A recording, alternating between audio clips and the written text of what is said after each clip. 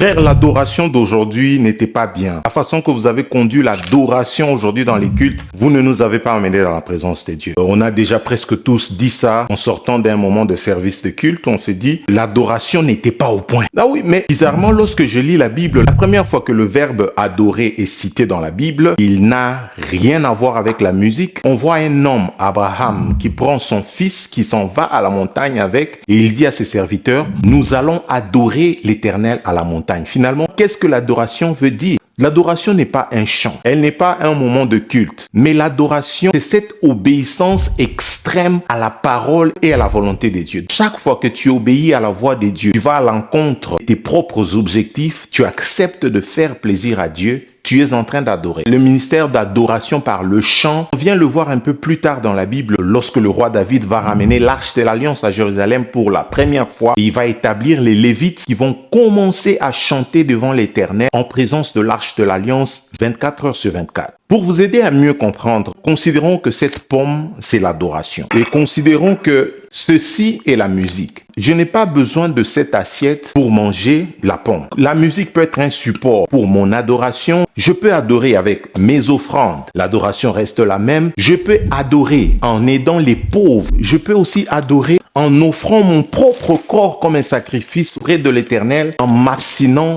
des péchés. Je peux aussi adorer en sacrifiant mon temps pour faire cette vidéo. Pourtant, je pouvais le faire pour gagner de l'argent, mais j'accepte d'obéir à cette instruction reçue de Dieu. Donc, à partir d'aujourd'hui, lorsque tu vas au culte, il n'y a pas un moment spécial d'adoration. Le moment des offrandes, les moments où tu écoutes la parole, mais surtout le moment où tu retournes à la maison et tu mets en pratique cette parole de l'Éternel, c'est là ta vraie adoration.